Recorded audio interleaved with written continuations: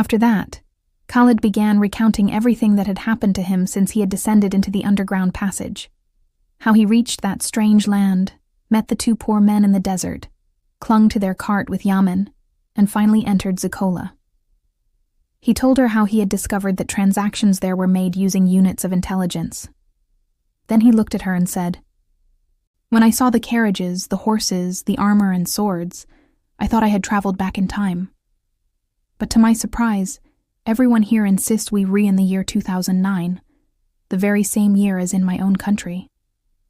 Aseel replied, "Yes, we stand at the threshold of the 10th year after the 2000th. Khaled continued, "That's what drives me insane. I can't comprehend it.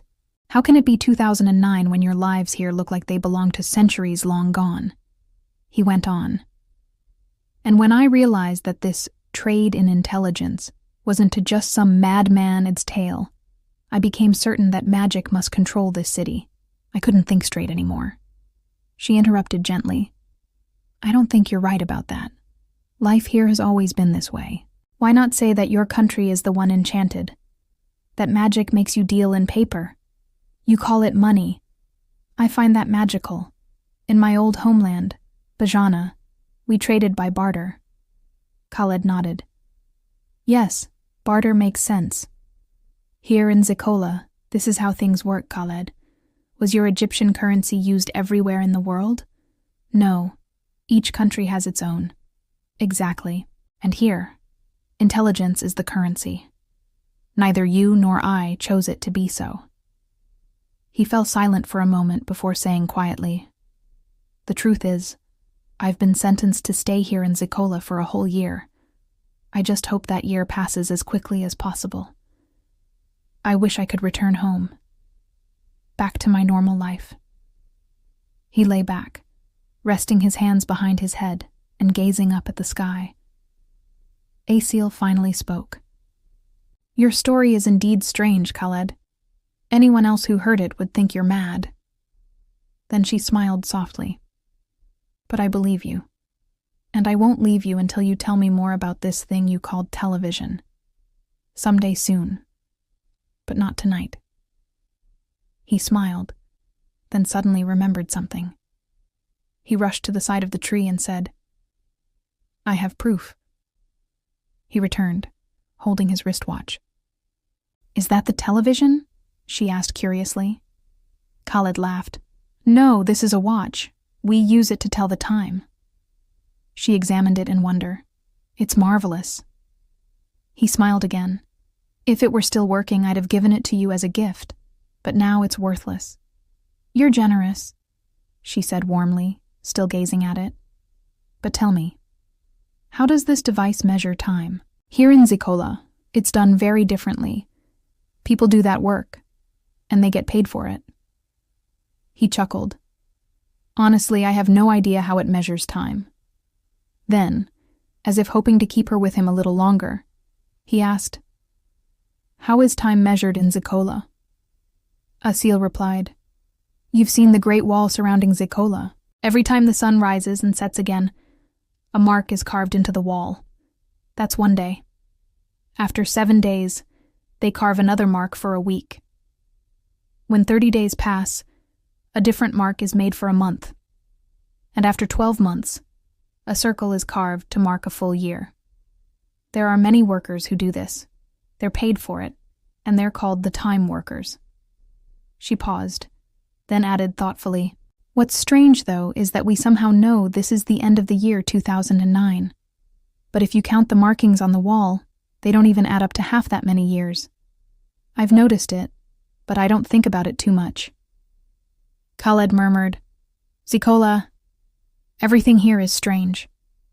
Then he went on, "Today I accidentally learned that there's another book about the Voric Passage, and that someone else bought it years ago. That book might be my only hope of returning home." He added with a glimmer of emotion, "More importantly, I have a feeling that the person who bought it might have been my father." Aseel fell silent, as though deep in thought, then said, "I've never heard of that book before." She looked at him. "What will you do now?" Ask everyone you meet about it? He replied with determination. I'll search for it everywhere. I must find it. That book holds all the answers I need. Aseel smiled kindly. I hope you find it. And I hope I can help you, Khaled. Then she stood up and brushed the dust from her dress. I have to go now. It's very late, and I have a lot of work to do tomorrow. I think we've talked enough for an entire month tonight. She began to walk away, then turned with a gentle smile. But I've truly enjoyed this time with you, Khaled. Aseel had left, and Khaled remained awake, his mind restless, turning over thoughts again and again, only to interrupt them with a faint smile whenever he remembered his conversation with her. He stayed like that until the sun rose, without a moment's sleep. As soon as dawn broke, he hurried to his workplace. As usual, he met those who collected 2 units from him in exchange for his protection, and he handed them over without hesitation. Then he spotted Yaman and called out to him, Yaman! Yaman turned, surprised. Hey, Khaled. I need a favor. I want to buy a horse. A horse? Yaman asked, bewildered. Yes. Why on earth would you need a horse? Khaled hesitated, then decided he had no choice but to tell Yaman the truth, that he needed the horse to search every corner of ZYKOLLA for the book. Yaman looked at him in disbelief, but Khaled didn't care. He only asked Yaman to tell him where he could buy one. Yaman ignored the story and said instead, That will cost you a lot, probably around 150 units. I'll pay it, Khaled replied firmly. Khaled, that'll take a huge chunk out of your savings. It doesn't matter. What matters is finding the book. Yaman sighed. All right, as you wish. I'll tell you where you can find a strong horse. But where exactly will you search? We're here in the Eastern District, the Gate of ZYKOLLA, the festival grounds, and the brickworks. There are 4 other districts, the Northern, the Southern, the Western, and the Central District where the Haka lives. Each is different from the others. I'll search everywhere, Khaled said. I must find that book, and whoever bought it. And your job? Yaman asked. I've got a large store of units, as I told you. Khaled, I fear you'll use up too much of it and regret it later. This is my only hope. Just tell me where to buy the horse. Yaman hesitated. And what if you find the book, but it's of no use to you? You'll have spent so much of your fortune, and then comes the day of ZYKOLLA. Khaled looked at him calmly. If that day comes, I believe there will be people poorer than I am. And I'm sure that with that book, I'll be able to return to my homeland, even if it costs me most of my intellect. Yaman fell silent for a while, then said gravely, You've forgotten something important, something you don't know. If you lose most of your wealth, you'll leave ZYKOLLA as you came, weak, no longer intelligent. You'll be no different from others except for one thing. Khaled frowned. And what's that? Foolishness, my friend, Yaman said quietly. Khaled's eyes widened as if struck by lightning. What? What are you saying? That's the truth, Khaled, Yaman continued. You must keep your intelligence intact if you wish to leave ZYKOLLA as you were, or work hard to grow your fortune and leave even wiser. But if you lose it all here and step outside... He paused for a moment before finishing. How will you ever regain it? Khaled fell silent again, his mind reeling. The book, or foolishness, he thought bitterly. Anger rose within him, and he turned away, leaving Yaman shouting after him. What will you do? Do you still want to buy that horse? But Khaled didn't answer. He walked aimlessly away from the worksite, unsure what to do, what to decide. Moments after he left, Aseel arrived at the same place, as though searching for him. She asked some of the women where she might find him, and they told her to look for Yaman, his close friend. She found him working, cutting stone. Are you Yaman? She asked. He looked up, startled. Dr. Aseel, yes, I'm Yaman. "Where's Khaled?" she asked quickly. "You're looking for Khaled?" he said, astonished. "Yes. He left work angry." "Why?" she asked, her voice full of concern. "It's a long story. You probably wouldn't believe it." She paused for a moment, then said softly, "The book. You know about the book?" "I know everything. Tell me, why did he leave angry?" So Yaman told her about the horse Khaled wanted to buy to search all of ZYKOLLA for the book. He ended his story with a shrug. "And now, I have no idea where he's gone." Aseel smiled faintly. "But I think I do." She thanked him and left. Yaman watched her go, smiling to himself. "I've never seen her care about anyone like that," he murmured. Khaled reached the lake shore once again. He sat down, sadness and frustration clouding his face. Then he turned toward his belongings near the old tree by the water, pulled out the pens and papers he had bought, and decided to write. Anything at all. He didn't know what to say, only that writing was the one way he had ever found to ease his heart. It was what he had always done whenever Mona's father rejected him. He would write his thoughts on small sheets and pin them to his bedroom wall. He held his pen and began to draw random lines, scribbling meaningless words, until he finally wrote, "What should I do?" Just then, Aseel appeared, walking toward him with a soft smile. "I knew I'd find you here," she said, then asked, "Why didn't you work today?" He answered angrily, "And why should I? I'm sick of everything here." Aseel smiled gently, trying to calm him. "Well then, what did you do after I left you yesterday?" He told her he had done nothing, that he'd stayed awake until sunrise.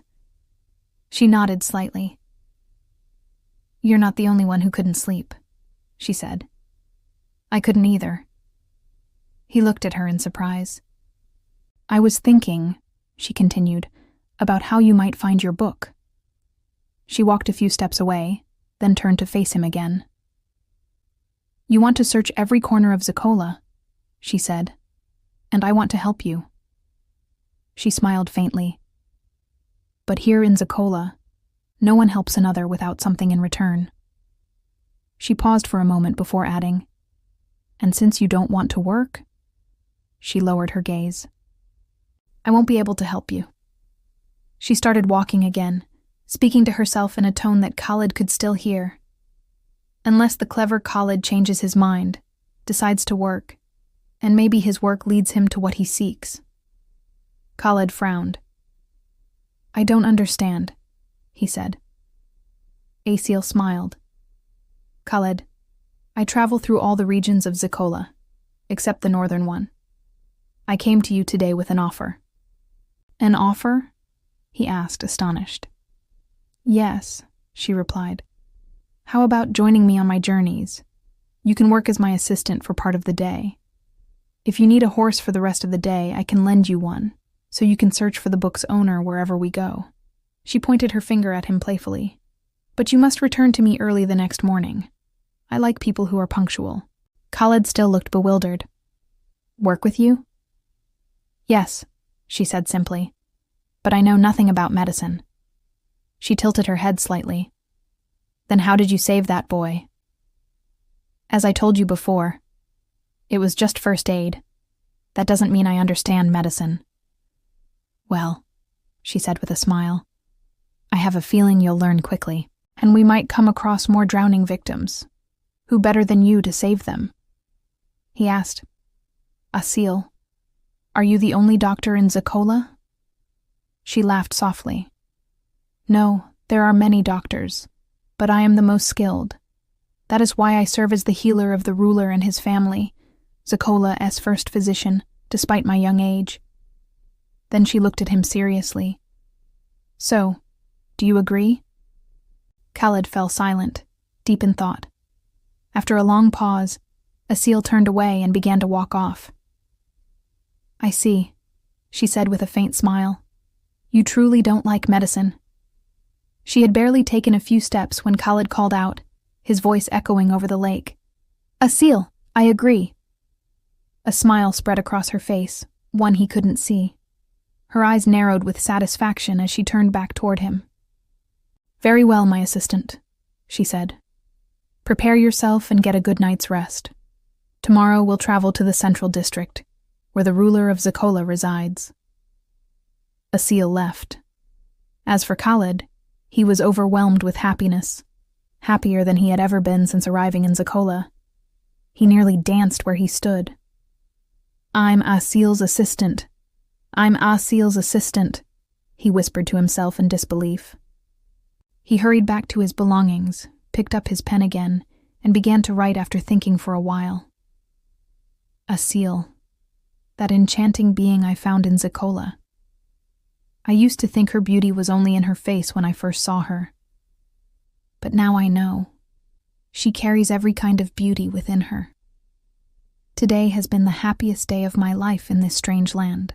He set the pen down, tucked the papers among his things, and looked at his clothes. He'd bought them when he first arrived in ZYKOLLA over a month ago, and they were the only ones he owned. He decided to go into the city streets to buy something new, something that suited his new position. And so he went. He bought a modest outfit, not expensive. But the tailor looked at him in surprise and asked, "You're buying new clothes after just 1 month?" Khaled didn't bother to reply. He returned to the lakeshore and stayed there until night fell, waiting eagerly for morning to come, as quickly as possible. The next morning, Khaled woke up early as usual. He threw himself into the lake wearing his old trousers, then put on his new outfit and waited for Aseel. Before long, he spotted her carriage approaching, her horse driven by a coachman. Khaled hurried toward her, climbed into the carriage beside her, and they set off toward the central district. Aseel glanced at his new clothes. "Congratulations on the new outfit," she said. Khaled laughed.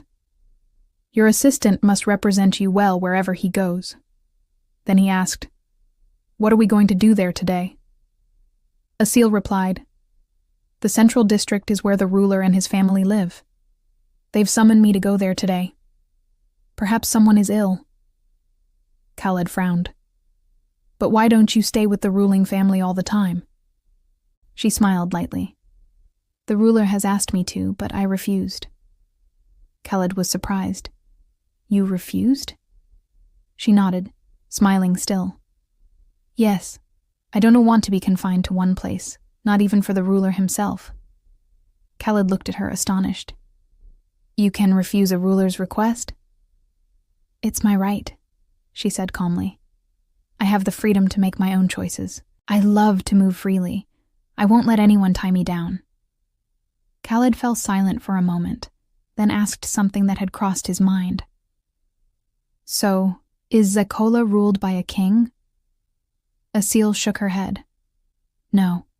The ruler of ZYKOLLA governs for 5 years, and then the people choose another." Khaled widened his eyes. "Only 5 years?" "Yes." "And there's no renewal?" "No. Each ruler serves for 5 years only. Isn't that enough? It is a fair time for anyone to lead and then make way for another. Someone who can continue the progress of ZYKOLLA and learn from past mistakes. That's why our land advances faster than others. Isn't it the same in your country?" Khaled chuckled awkwardly, rubbed his hair, and fell silent, searching for a new topic.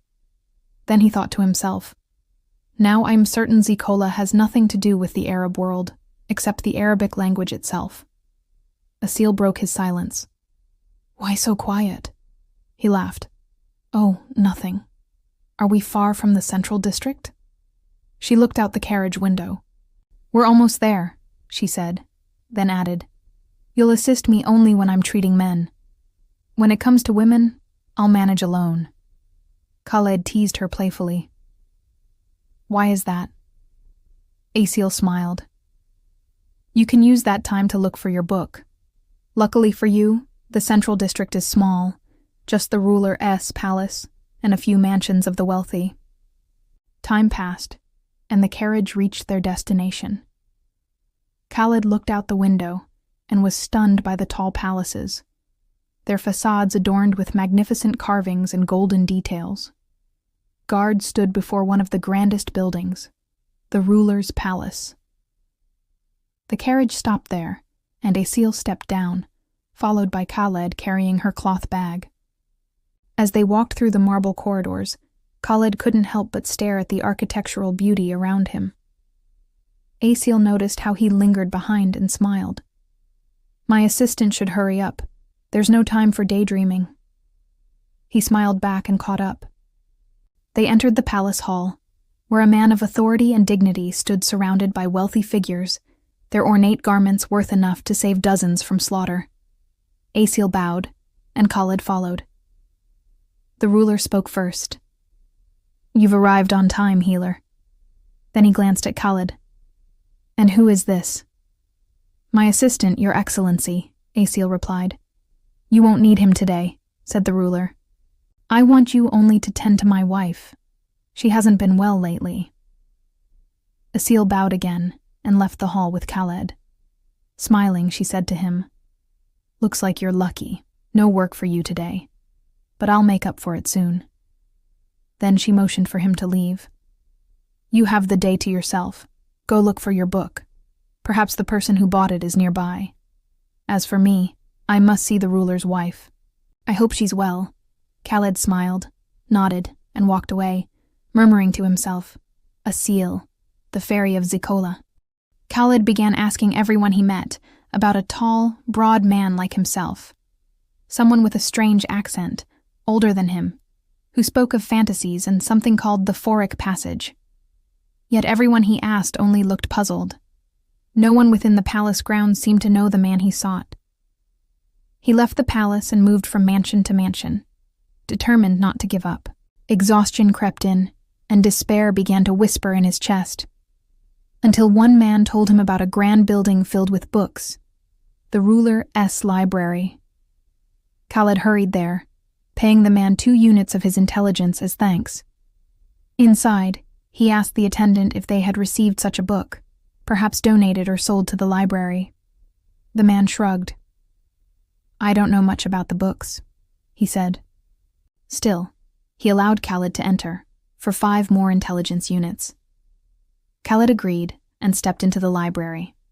He searched tirelessly, among books, scattered papers, every dusty shelf. He refused to leave a single corner unchecked. Occasionally he paused to rest, then resumed, brushing dust from covers and scanning titles. The attendant merely watched in silence, offering no help. Khaled searched for any title that might relate to the Phoric Passage, but it was useless.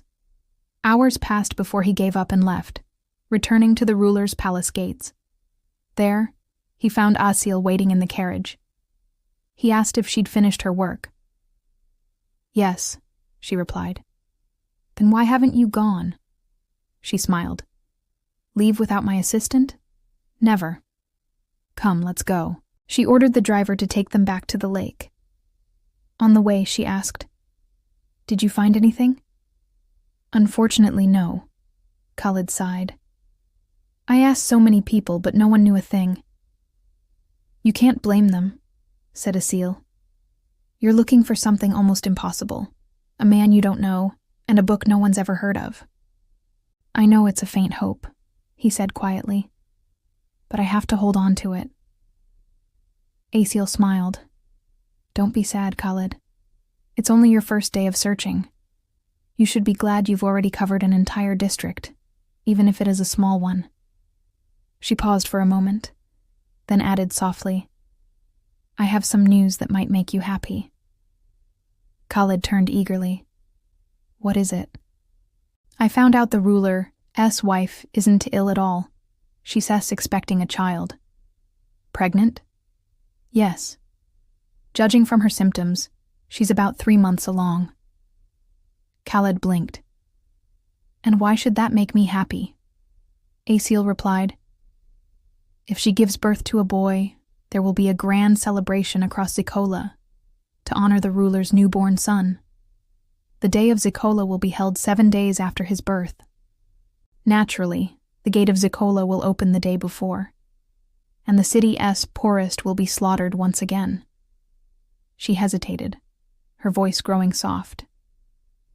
That means the next day of ZYKOLLA could be just 6 months from now. Then she fell silent, staring out the window, her eyes glistening with tears. When that day comes, she whispered, you'll finally be able to leave ZYKOLLA. Khaled couldn't contain his joy. It was as if he couldn't believe his ears. What Aseel had just said made him feel like dancing. He turned to her, eyes bright. 6 months. Aseel nodded gently. Yes, if she gives birth to a boy. He grinned, looking at her with excitement. I'm certain it will be a boy. And why is that? Because you're my lucky charm, the best thing that has ever happened to me in ZYKOLLA. He spoke those words with happiness lighting up his face. Then he whispered to himself, 6 months. Please, God, let it be a boy. Turning again to Aseel, he said, You can't imagine how happy I am. I wish the governor's wife would give birth today rather than tomorrow. Aseel smiled again, her soft expression returning as she saw his joy. I'm happy too. Happy because you are. I knew this news would make you smile like that. Khaled smiled and turned his gaze toward the dark sky through the carriage window. A single star shone there, bright, distinct, and a little distant from the others. He pointed and said, Do you see that star? Aseel followed his gaze. Yes, it's lonely, but special. He laughed. I'll name it Aseel. Then, after a pause, he added softly, If I ever return home, I'm sure I'll still find that star shining there. Aseel laughed lightly. I see joy has turned you into a poet. He chuckled, teasing her. That star isn't nearly as beautiful as Aseel, but it's bright and unique, just like her. Her face flushed. She fell silent, looking at him while he too grew quiet, lost in his thoughts, drifting somewhere among his dreams. The carriage moved swiftly. Sometimes they talked. Other times silence filled the air between them. They stayed that way until they reached the lake, where the carriage stopped. Khaled stepped out. Aseel spoke first. Next week, we'll travel to the southern district. He smiled and nodded in agreement. You have 7 days, she continued. After that, you must return to your work here. Don't waste time doing nothing, he asked, surprised. And my work as your assistant? She smiled. If I need your help this week, I'll call for you. But there are many who assist me here. Then she added, Leave the helping for the outer regions.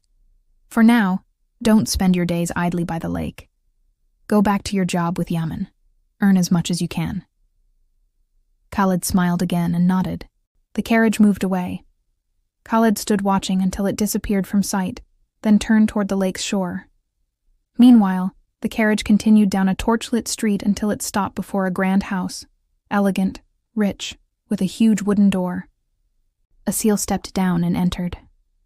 Inside, candlelight filled the halls, reflecting off high ceilings, carved walls, and furniture of wood and brass inlaid with gold.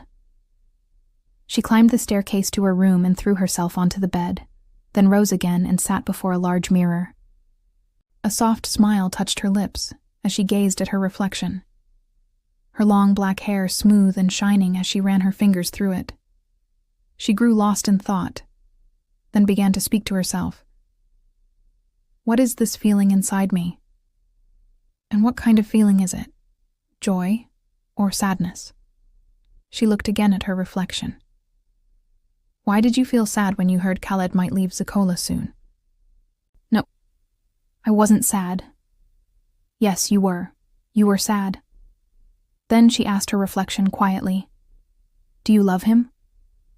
After a pause, she answered herself, I don't know. I've only known him for a few days. But you do love him. Maybe I just like his words, his courage. Or maybe I admire how different he is from the men of ZYKOLLA, those dull, greedy men who care for nothing but hoarding wealth to save themselves from slaughter. They're even afraid to think, to use their minds, lest they lose some of their fortune. Yes. Maybe I like that he's different. She stood and walked to the window, drew back the curtain, and looked up at the sky. When she saw the star Khaled had named after her, she smiled softly and whispered, "But he will leave." The next day, Khaled returned to his old worksite, where he found Yaman waiting. They shook hands warmly and began cutting stone together. Yaman noticed the happiness glowing on Khaled's face and the energy with which he worked. "You seem cheerful today, Khaled," he said. "Has something happened? Did you find your book?" Khaled laughed. "No, but I heard something that made me very happy." "What's that?" "There's a chance I might leave ZYKOLLA in 6 months." Yaman stared in disbelief. 6 months? How? Khaled smiled. "It's possible that the day of ZYKOLLA will come then." "What are you saying? There are still 11 months until that day." "No, my friend. Let me tell you a secret I've learned." He told him that the governor's wife was expecting a child, due in 6 months, and that Aseel had confirmed it. Yaman smiled. "I'm happy for you, Khaled, though I wish you'd stay here." Khaled laughed. "I care for you, Yaman, but I want to return home." Then, his smile fading slightly, he added, "Still, if I do leave ZYKOLLA, what then? I must find the book of the ZYKOLLA tunnel before those 6 months are up." Yaman nodded. "I hope you find it, my friend, and achieve what you seek." Then he added, "The children of ZYKOLLA will be lucky if the day of ZYKOLLA is held this year." Khaled looked at him, puzzled. "Why's that?" "Because they'll finally get to see the game of ZYKOLLA. They missed it last time, when the 2 poor souls escaped." Khaled blinked. "The game of ZYKOLLA?" Yaman nodded. "Yes, I never told you about it, did I?" He continued, "It said that our land was named after that very game, though it's no real game. It's a competition, one that everyone in ZYKOLLA awaits. It decides who among the poor is the poorest." Khaled asked quietly, "How does it work?" A few days before the day of ZYKOLLA, the guards gather the sickest and weakest people in the city. The physicians test them, dismissing those who are truly ill, until only a few remain. Then comes the turn of the physician Aseel. She chooses the 3 poorest among them. The next day the game of ZYKOLLA begins. The day before the sacrifice. The day they open the gate of ZYKOLLA. Yaman paused, striking a stone with his pickaxe before continuing. The game takes place before the crowd. A large wooden disc spins at high speed, and from it 3 arrows are released. Sculptors of ZYKOLLA carve a statue of each of the 3 poor souls, and each statue is placed several meters before the spinning disc. Every poor person must choose 3 spots on his statue to protect from the arrows. Whoever's statue takes the most hits is chosen. That way no one can claim injustice in ZYKOLLA. Khaled frowned. Who invented such a thing? No one knows. It's been here for as long as our people remember. It makes every poor person responsible for his own fate. Maybe some have been chosen many times, yet survived the game.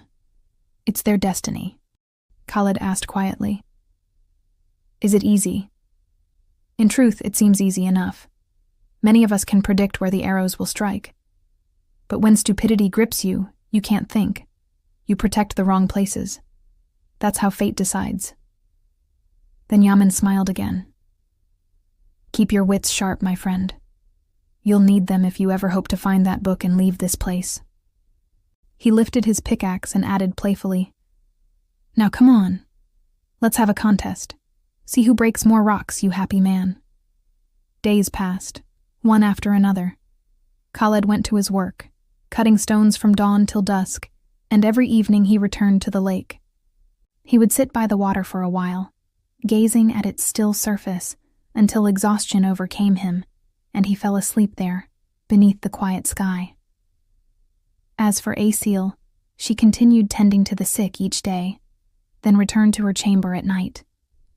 From her balcony, she would stare up at the sky, searching for that familiar star. His star. She had deliberately stopped visiting the lake during those days, wanting to test the truth of her feelings toward Khaled. Yet the struggle inside her was constant, a pull between the longing to see him again and the restraint to stay away. A week passed in that silent battle, until the day came for her journey to the southern district. She took her carriage and drove toward the lake, where Khaled was already waiting. Smiling, she said softly, "My assistant, are you ready for work?" Khaled smiled back. "Yes, I am." Khaled climbed into the carriage beside her, and as it began to move, Aseel noticed some papers among his belongings. "What are these?" she asked curiously. Khaled smiled. "I thought I'd write down some of my experiences here in ZYKOLLA." Her eyes brightened. "And what have you written so far?" He laughed lightly.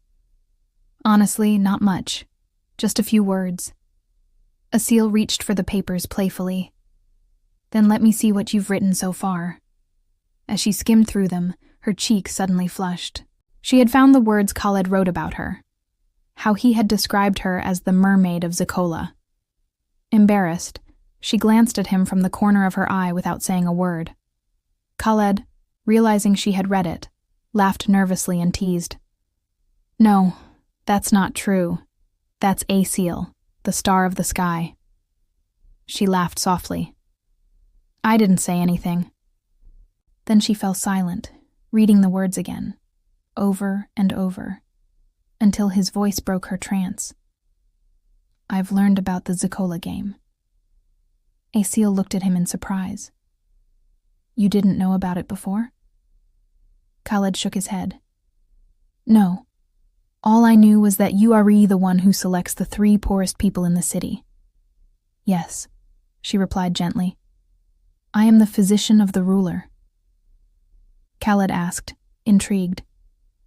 "But how do you know who the poorest are?" Aseel smiled. "One word, experience." Then she continued. "When the doctors of ZYKOLLA finish their work, a few patients remain. From them, I choose the poorest. Sometimes one of them truly needs treatment, and if I suspect that, I send him back home. I have the authority to do so without question, but the poor are easy to recognize. Their pallor gives them away. With experience, you can always tell who among them is poorest." Khaled asked again, "And when someone is considered poor, how many units of intelligence do they usually have?" "It varies," she said. "A man might have 10 units, and yet another with 1,000 could still be poorer than him. It's all relative." Khaled chuckled. "Can you tell how many I have right now?" Aseel smiled playfully, then placed her hand on his forehead. After a moment, she said, "Between 800 and 900 units." Khaled's eyes widened. "Only that much?" Aseel smiled reassuringly. "It's not little, Khaled.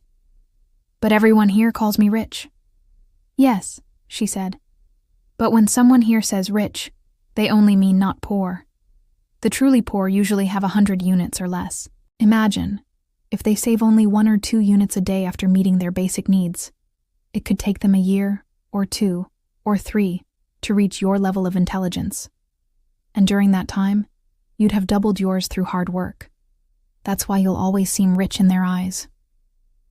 Khaled thought for a moment, then said, "But the poor man who was executed last time, he owned a large house. How could he be considered poor?" Aseel sighed. "Perhaps he tried to sell it, but no one came forward to buy. What use is a house no one wants? When ZYKOLLA Day approaches, people become terrified of spending even a single unit of intelligence. If word spreads that the ruler's heir is soon to be born, no one will buy anything until that day comes." Khaled smiled faintly, then asked teasingly, "And what about the beautiful Aseel? How many units does she have?" Aseel laughed softly. "Aseel has many, far more than you can imagine."